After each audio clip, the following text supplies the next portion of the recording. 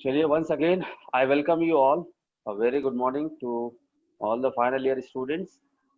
So, with the help of our yesterday's continuation of the topic, the problem which we have taken from the transportation problem. So, we are going to solve the another two approach for the same given condition of the problems. Okay. तो हम इसको थोड़ा सा देखेंगे, हमारी उसी slide पर मैं आपको इसलिए लेकर के जा रहा हूँ ताकि आप लोगों को क्लियरिटी रहे, है ना। तो जो बेसिक प्रॉब्लम जिसका आंसर हमने निकाला हुआ था, इसी स्लाइड को मैं सामने रखूंगा और कल की प्रॉब्लम्स को अपने अपने सामने ले लीजिए सभी बच्चे, ठीक है। तो क्यों हमारे लिए रिस्क टेकिंग कंडीशन या डिसीजन मेकिंग पावरफुल होनी चाहिए? क्योंकि रेस्ट ऑफ द लाइफ में आपके एक एक सिंगल स्टेप जो करियर के रूप में आप अपने आप को इमेजिन कर रहे हैं, या जिस पर्टिकुलर डेस्टिनेशन का इमेजिनेशन आपने लिया हुआ है, अपनी गोल सेटिंग किए हैं, तो ध्यान रखिएगा कि आपका जो गोल है और रोल है, ध्यान से समझिएगा, ये दो बड़े अच्छे मैनेजमेंट के टर्म्स मैं आपके साथ शेयर कर रहा हूं बच्चों, जिसकी जरूरत हमें हर स्टेप पर पड़ रही है। राइट नाउ भी आपके साथ में ये दोनों टर्म्स फॉलो हो रहे हैं। The role which you are taking, किसके लिए हम सारे रोल्स को प्ले कर रहे हैं, या उस रिस्क की कंडीशन ले लो या डिसीजन मेकिंग की कंडीशन ले लो, ये सब हमारे लिए किस में आ जाते हैं? रोल में आ जाते हैं। कौन सा रोल या कौन सा एक्शन प्लान पर हम काम कर रहे हैं, लेकिन किसके लिए कर रहे हैं? That is your goal as well as your aim, जो आपने अपने लिए टारगेट किया है, उसी के लिए तो हम टारगेटेड रोल को प्ले करने के लिए आगे बढ़ रहे हैं। यस, अगर ये दोनों का सिंक्रोनाइजेशन सही हो जाए, ध्यान से समझना, अगर ये दोनों पर्टिकुलर पॉइंट का सिंक्रोनाइजेशन आपके लिए एकदम अलाइंड हो जाए, तो आपका जो रेस्पेक्टिव गोल या एम है उससे रिलेटेड आपका एक्शन प्लान जो रोल प्ले करने के रूप में होगा, तो डेफिनेटली आपका अचीवमेंट वही होगा जो आपका डिजायर्ड गोल है। एग्री करते हैं मेरी बात को?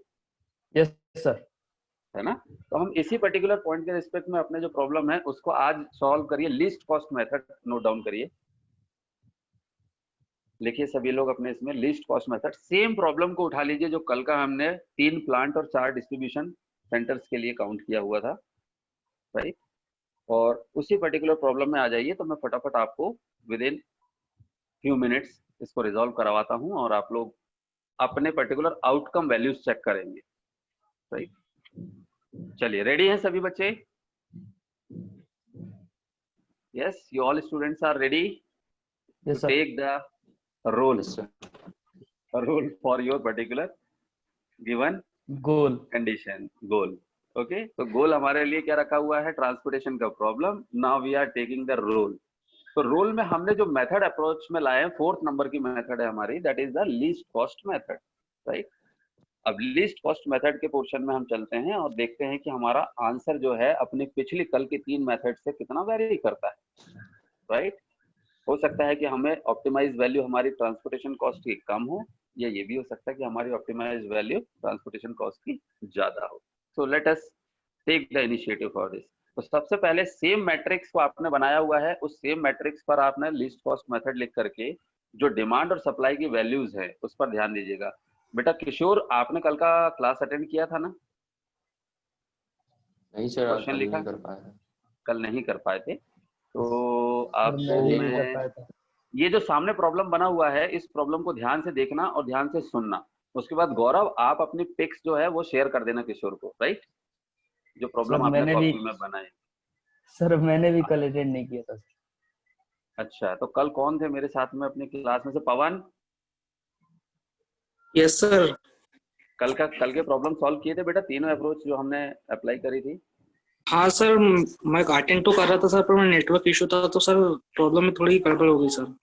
चलो, जितना किया है उतना तो बनाया होगा आपने, है ना? हाँ सर, पर प्रॉब्लम नहीं है सर।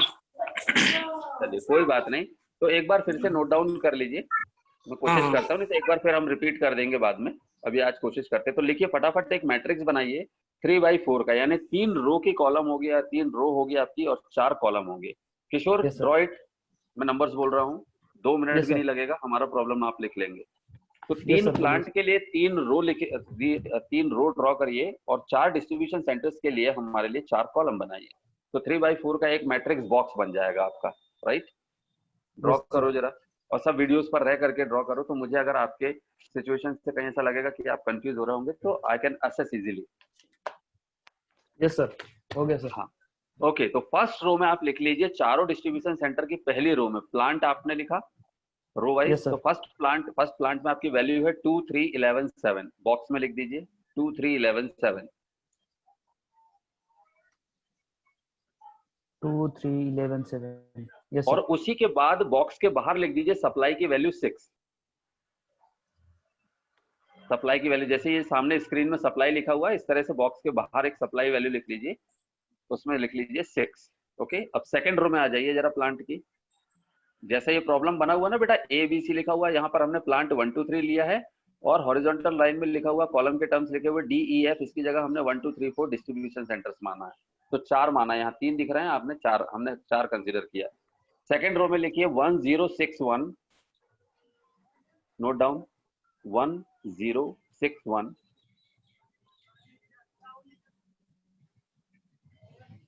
1061 और उसी का supply value outside the matrix note down करिए 1। सर एक बार और ओके बोल था। दीजिए। हाँ, सेकेंड रो में जो वैल्यूज हैं आपकी सेल की वो हैं 1061, यस सर। 1061 और सप्लाई में जो 6 लिखा था आपने फर्स्ट रो के आउटकम में बाहर की तरफ, वहां पर उसके बाद सेकेंड रो के आउटकम में लिखिए 1, राइट। Yes sir. तो यस सर। सप्लाई का वैल्यू है हमारा 1, ठीक है। Now come to the third point, third row. Third row में लिखिए 5 8 59, 5 8 15 1 5 15 एंड 9 यस सर। और और सप्लाई में। उसके आउटकम सप्लाई वैल्यू लिख लीजिए 10। Yes sir. ओके, आज राहुल कनेक्ट नहीं है ना अभी अपने साथ में इस टाइम पे, राहुल हाँ से सर। बोल देते, तो राहुल ने कल सारे स्टेप्स में सॉल्व किया। ओके, तो सप्लाई का टर्म क्या लिखा आपने सबने 10। Yes sir. ओके, चलो अब आप डिस्ट्रीब्यूशन सेंटर आपके जो कॉलम है उस कॉलम के सबसे नीचे बॉक्स के बाहर जो डिमांड की वैल्यू आ रही है उनको लिखते चलिए। तो फर्स्ट यस कॉलम सर। में बॉक्स के बाहर लिखिए 7, यस सर। सेकंड कॉलम में बॉक्स के बाहर सबसे नीचे बाहर लिखिए 5, यस सर। थर्ड कॉलम में सबसे नीचे लिखिए 3 यस सर। और फोर्थ कॉलम के डिमांड की आउटकम वैल्यू है 2। Okay, 7 5 3 2, 7532। Down. Yes sir. Okay, yes sir. अब ये दोनों को एक बार जरा ऐड करके जो आपने अभी कॉलम में लिखा है उसको नाम दे दीजिए डिमांड। जैसे यहाँ इस पर्टिकुलर स्क्रीन में, कंप्यूटर स्क्रीन में, आपके मोबाइल स्क्रीन में दिख रहा है डिमांड, तो वो डिमांड है जो अभी आपने लिखा है 7 5 3 एंड 2। इसी तरह से सप्लाई लिख लीजिए आपके वर्टिकल लाइन में बॉक्स के बाहर जो आपने लिखा है 6 1 10। तो टोटल हॉरिजॉन्टल के डिमांड की वैल्यूज और सप्लाई की वैल्यूज टोटल कितनी हो रही है, ऐड करके देखो। What is the total outcome sum of the supply and sum of the demand?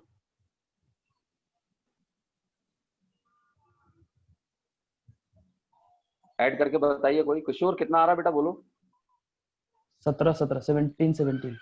Okay, it means that our particular problem is related to the balanced transportation problem, क्योंकि इसकी demand और supply दोनों equal है। Equal है। Yes okay, sir. चलो अब हमें demand और सप्लाई को क्या करना है, फिनिश करना है विद द हेल्प ऑफ, इनको 0 0 में लाना है, यानी complete demand is going to be fulfilled with the help of supply by using your 3 plant, product of the 3 plant, and it is easily reached to the 4 distribution centre 1 2 3 4।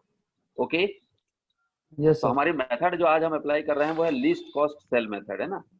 तो मैं जो values बोलूंगा उस वैल्यू को उस रो या column के respective demand और सप्लाई से काउंट करके आपको इंडिविजुअल मैट्रिक्स के सेल में रखना है। सो come on.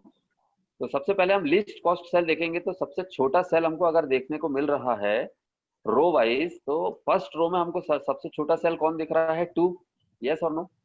Yes sell sir. Value हमारी कॉस्ट वैल्यू जो दिख रही है, ट्रांसपोर्टेशन कॉस्ट वैल्यू सबसे छोटी, वो क्या दिखाई दे रही है फर्स्ट रो में, 2। तो 2 में हमारी डिमांड और सप्लाई में से कौन सी वैल्यू है जो 0 हो जाएगी?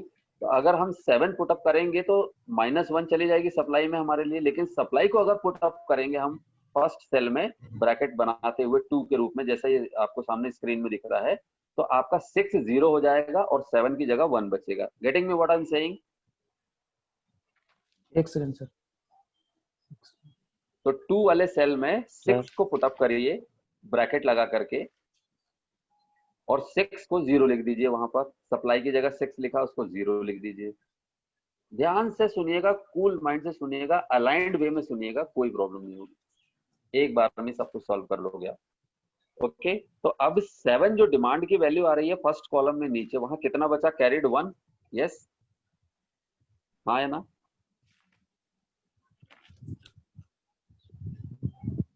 बोलिए बच्चों, हाँ बोलिए या ना बोलिए।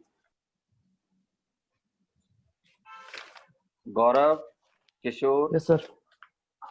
मेरी बात समझ में आई? आपने फर्स्ट सेल में 2 के साथ 6 मल्टीप्लाई करके रख दिया, 6 की वैल्यू को वहां पर रख दिया, तो 6 सप्लाई